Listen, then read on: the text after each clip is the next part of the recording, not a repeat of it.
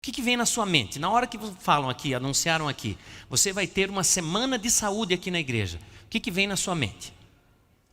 A alimentação. Eu vou ouvir falar sobre alimentação. Que mais?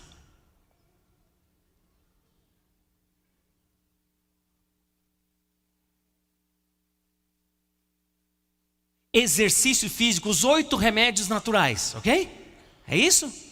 E também eu vou ouvir falar algumas frases que começam com a palavra não. Não coma isso, não coma aquilo, não beba isso, não beba aquilo. Não é isso que vem na nossa mente?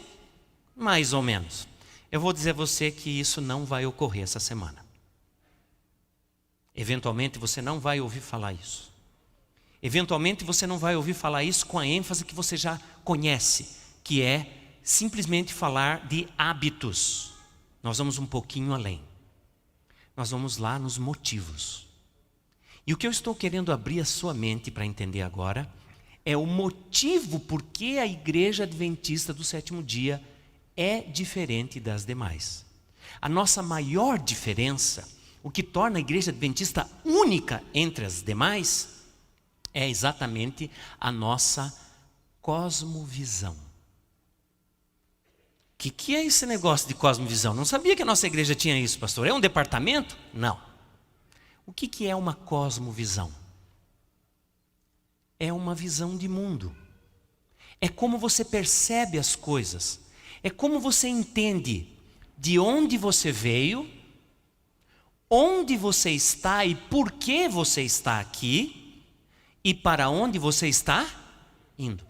Esse jeito de entender essas coisas vai determinar os seus valores e, consequentemente, vai determinar o seu comportamento. E a cosmovisão adventista do sétimo dia, diferente das demais, é uma cosmovisão restauracionista. O que significa isso? Quem saberia dizer? O que é uma cosmovisão restauracionista? Nós acreditamos que assim como Deus nos criou esse mundo. E para que Ele criou esse mundo, igreja? Para que Deus criou esse mundo? Para que foi? Para ser a nossa casa. Ele criou esse mundo para ser a nossa casa. Era um mundo perfeito, sem nenhum problema, sem nenhuma dificuldade, sem nenhum pecado. Era um mundo ideal. Nós viveríamos nesse planeta por toda a eternidade, vivendo uma vida plena, completa, na presença de Deus. Infelizmente, aconteceu o pecado. E por causa do pecado, Deus desenvolveu um plano para resgatar esse mundo. A história de quando o pecado aconteceu até os dias de hoje é a história de Deus nos buscando de volta.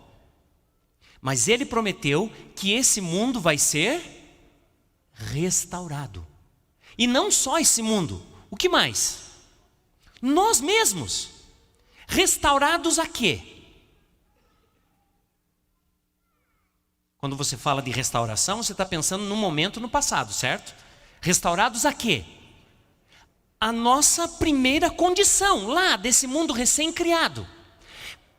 A maioria das denominações acredita que esse mundo vai ser destruído.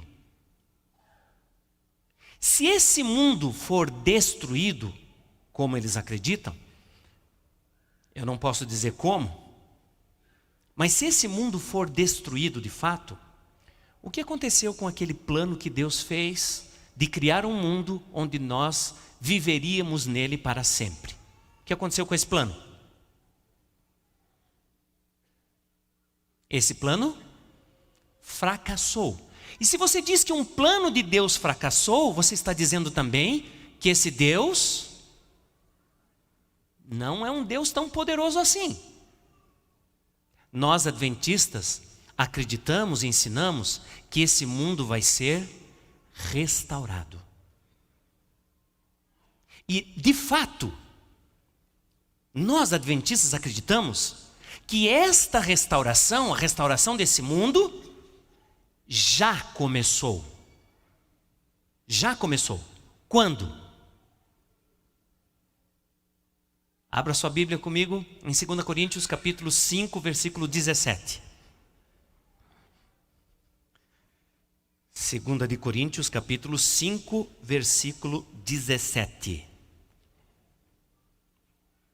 Eu estou lendo na versão revista e atualizada no Brasil. E eu leio assim: e assim, se alguém está em Cristo, é nova criatura. As coisas antigas passaram e eis que se fizeram novas. Quando que essa restauração começa?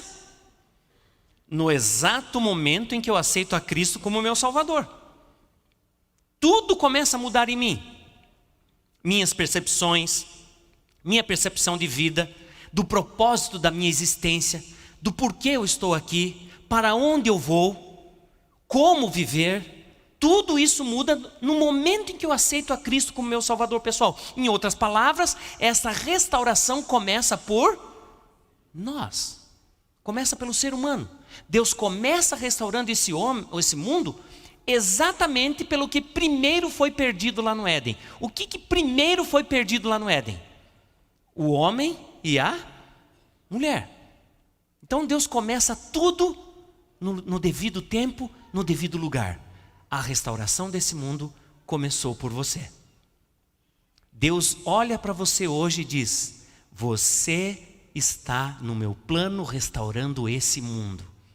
E se nós já estamos nesse processo de restauração desse mundo, já estamos andando nesse processo, estamos passando a ser pessoas mais parecidas com aquelas que moravam nesse mundo quando ele foi recém-criado, então realmente nós somos pessoas diferentes. Os nossos motivos são outros.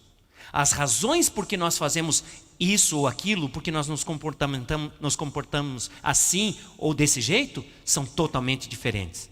Nós não fazemos as coisas boas porque devemos. Fazemos porque somos parte do plano de Deus de restauração desse mundo.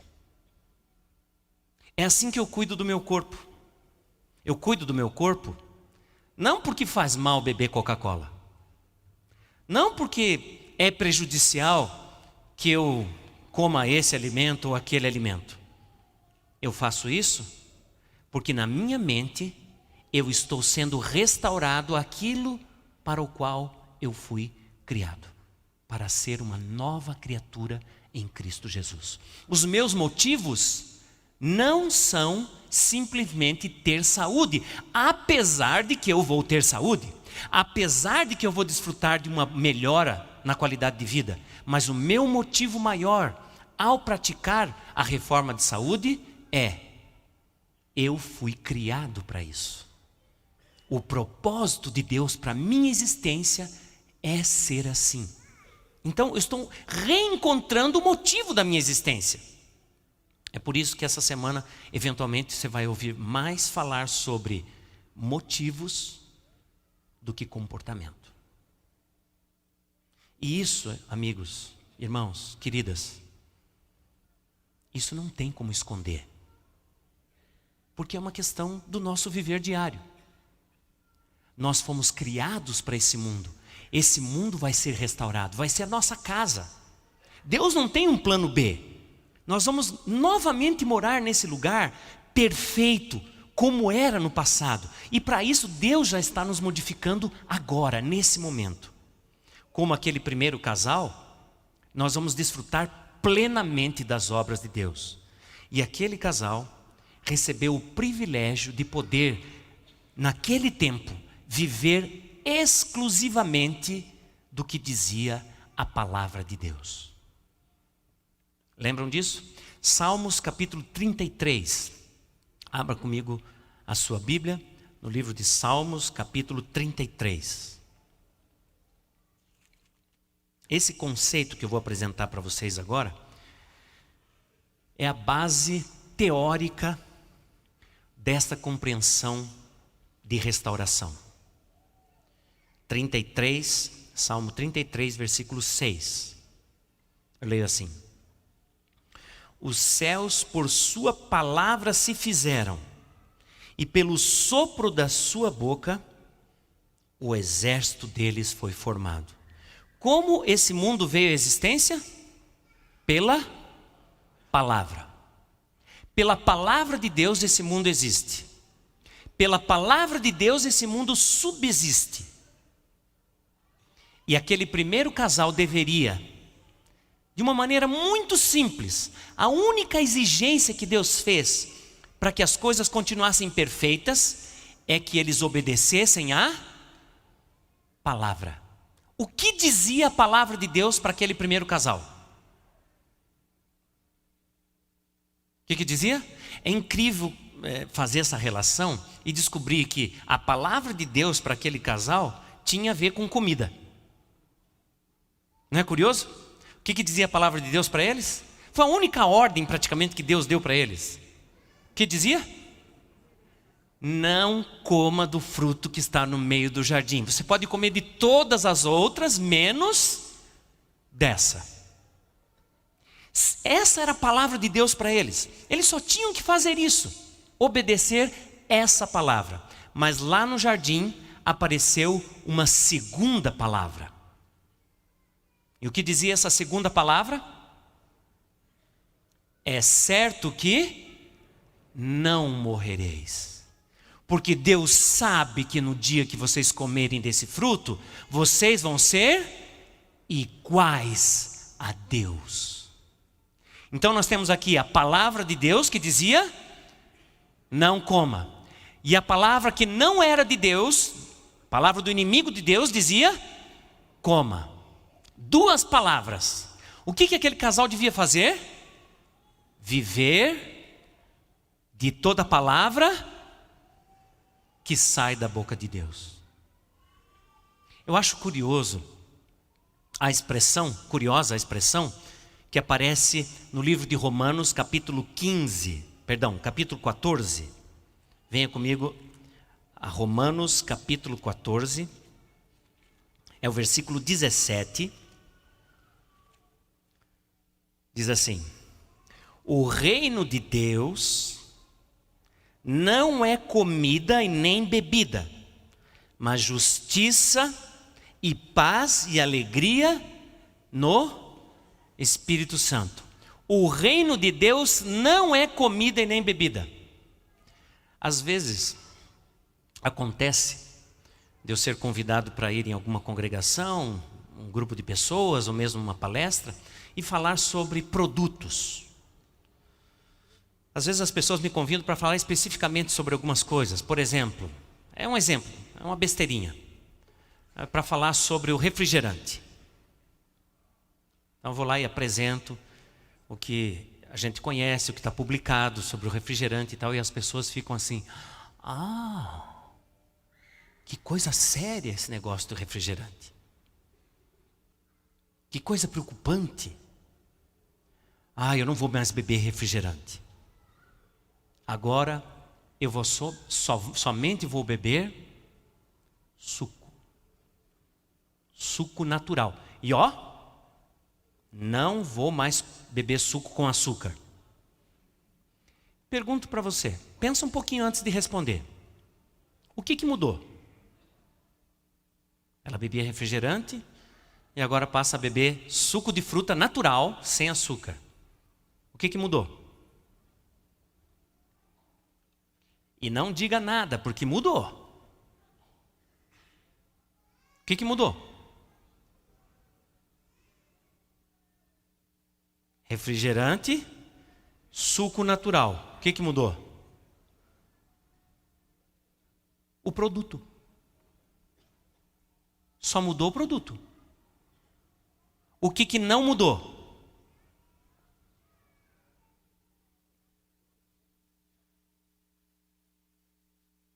A maneira de pensar. Saiba de uma coisa: se a sua maneira de pensar não muda, você não muda um hábito.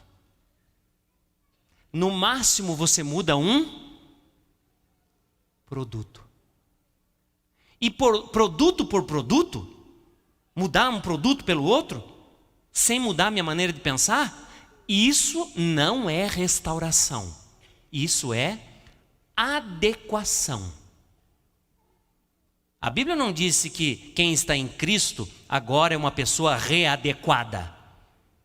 Quem está em Cristo é uma nova criatura. E como novas criaturas, nós começamos a pensar de maneira diferente. Estava diante do casal a palavra de Deus e a palavra do inimigo. Eles só precisavam escolher a palavra de Deus. Não que tenha alguma coisa errada com a comida. O que tinha de errado com o fruto? Absolutamente nada. Qual era o problema? Desobedecer a palavra de Deus. O reino de Deus não é comida e nem bebida. Jesus disse o que importa no reino de Deus. Abra sua Bíblia comigo em Mateus capítulo 4, versículo 4 também.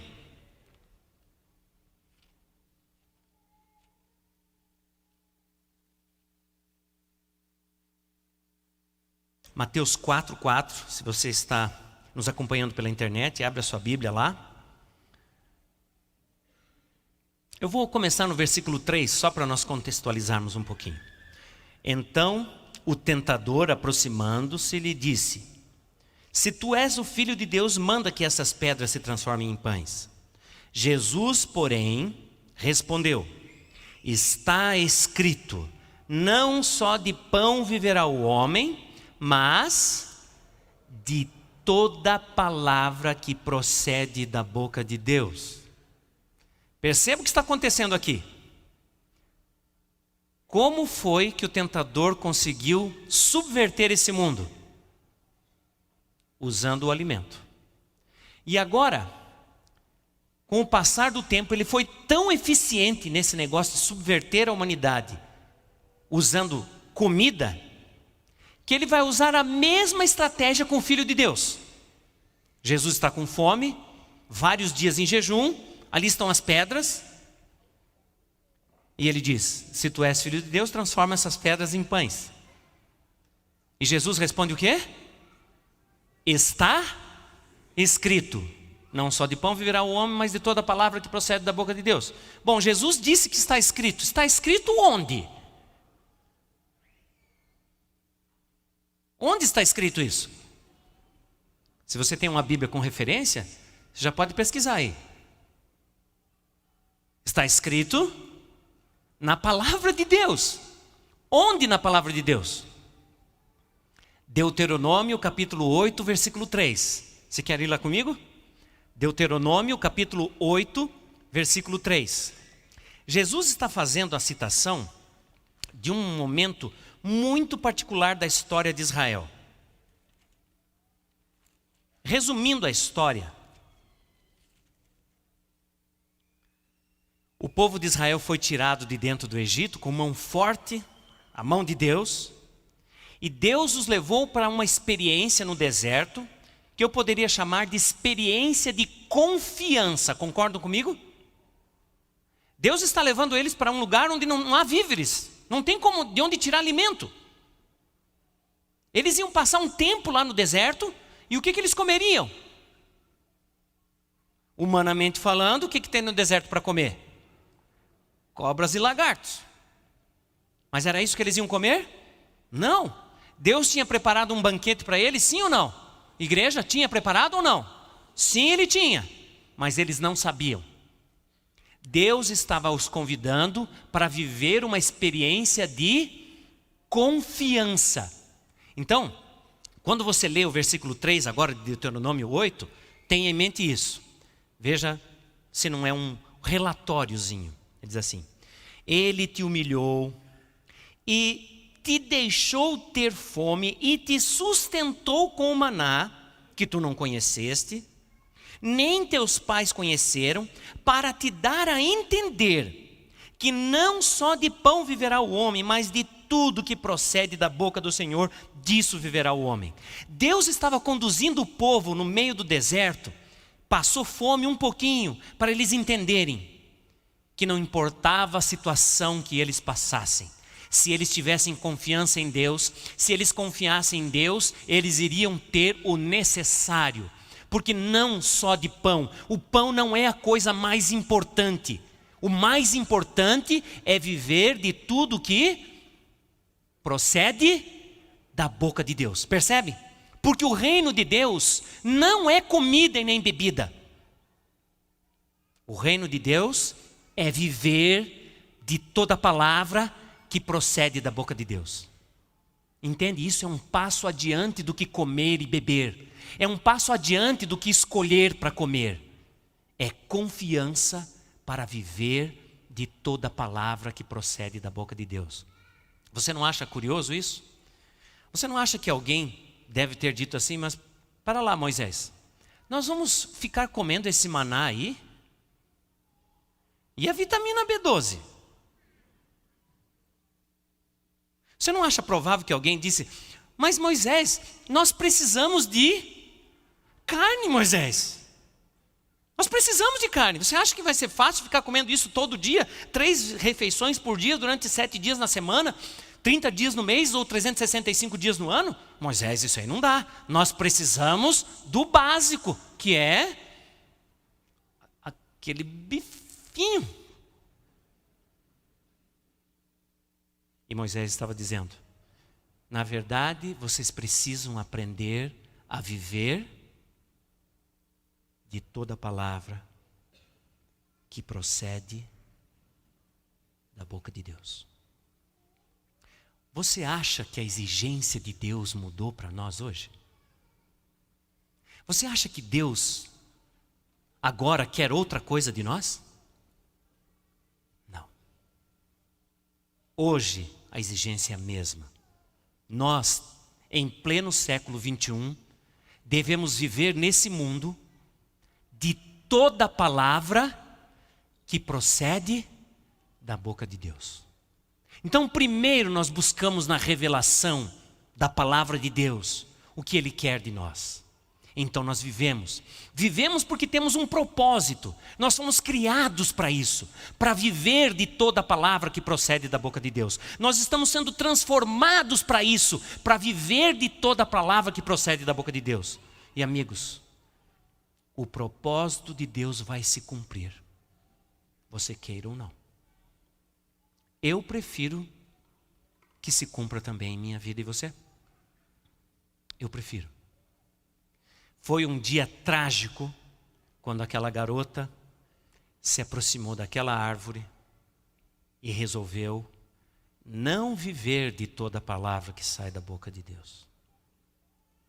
Talvez até aquele foi o pior momento da história desse mundo. E não foi só porque ela comeu, mas ela comeu e foi lá e deu para o coitadinho do marido.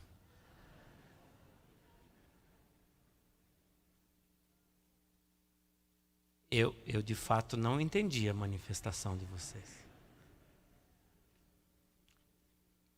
Você sabe que nós temos assim uma compreensão limitada do papel da mulher na história da humanidade e na história do homem. Mas só para você ter uma ideia, eu até nem ia tocar nesse assunto, mas só para você ter ideia. Deus disse que não era bom que o homem estivesse só, ok? Foi isso? Foi. E ele disse que faria uma ajudadora, auxiliadora. Pergunto para você, quem é o mais forte? O que é ajudado ou o que ajuda? O que é ajudado é que é mais forte? Quem ajuda que é mais forte? E olha, tem uma coisa curiosa na língua hebraica, que em português a gente não percebe. Essa palavra ajudadora que você tem em Gênesis capítulo 2, versículo 18, que fala de como Deus resolveu criar a mulher, diz lá, far-lhe-ei uma auxiliadora. Essa palavra auxiliadora, em hebraico, é a seguinte expressão, ó, ezer. Você já ouviu essa expressão? Ezer? Alguém já ouviu? Já ouviu essa expressão assim, Ebenezer? O que diz essa expressão, Ebenezer? Até aqui nos ajudou quem? O Senhor. Essa palavra Ezer, em todo o Antigo Testamento, ela é usada exclusivamente para falar de Deus ajudando o homem, ajudando as pessoas. Então, existem pelo menos 32 versículos bíblicos que eu podia citar para você falando de Deus ajudando, mas vou citar um bem clássico. Elevo os meus olhos para os montes, de onde virá o meu socorro? O meu socorro vem do... Essa palavra socorro é Ezer. Ezer descreve Deus ajudando o homem. Então, quando ele foi criar a mulher, ele disse assim: não é bom que o homem esteja só, far-lhe-ei uma Ezer. Ou seja, a mulher é a maneira divina de Deus ajudar o homem. Quem é o mais fraco? É o homem. Como eu disse, coitadinho. E não é só isso. E não é só isso. A revelação diz assim, ó. Assim que Eva pecou, no momento que ela pecou, ela se transformou na mais poderosa arma de Satanás. Assim que Eva pecou, ela se transformou na arma mais poderosa de Satanás. Coitadinho. Depois desse momento, o nosso mundo caiu em desgraça. Os nossos primeiros pais foram levados para fora do jardim e ali eles teriam que viver. Mas a exigência de Deus não mudaria. Eles teriam que continuar vivendo de toda palavra que sai da boca de Deus. A exigência continuaria a mesma. O reino de Cristo aqui na terra seria composto pelas pessoas que continuariam vivendo de toda palavra que sai da boca de Deus. Esse era o propósito para o plano de Deus. E amigos, queridos, esse é o propósito de Deus para a sua vida. Ele quer ser o rei da sua existência. Ele quer devolver para você a liberdade que foi perdida quando esse mundo foi entregue nas mãos do tentador. Deus quer e pode te libertar de tudo que te oprime. Tudo. Sejam palavras, pensamentos, atitudes, hábitos. Deus pode e quer te libertar. E o maior desejo dele é te recolocar nesse mundo restaurado. E para isso é muito importante que você entenda que somente pela graça de Deus você vai chegar lá. E é uma atitude exclusiva de Deus te colocar nesse mundo perfeito restaurado. E não está longe, amigos. Não importa qual seja a condição de pecado que você esteja vivendo agora. Não importa quão suja seja a sua vida agora. Não importa quão terríveis sejam os teus hábitos agora. Deus quer operar em você um milagre e te transformar numa nova criatura. A partir deste momento, para que o propósito dele se cumpra inteiramente na sua vida, a partir de agora. É possível você sair desse lugar, agora, vivendo de toda a palavra que sai da boca de Deus. Sendo uma pessoa renovada. Não é só mudança de hábitos. Não é só trocar de produtos. É uma mudança na maneira de pensar. É basicamente sobre isso que eu quero conversar com você toda semana. Jesus espera te dar as boas-vindas nesse novo mundo. Você pode estender as mãos para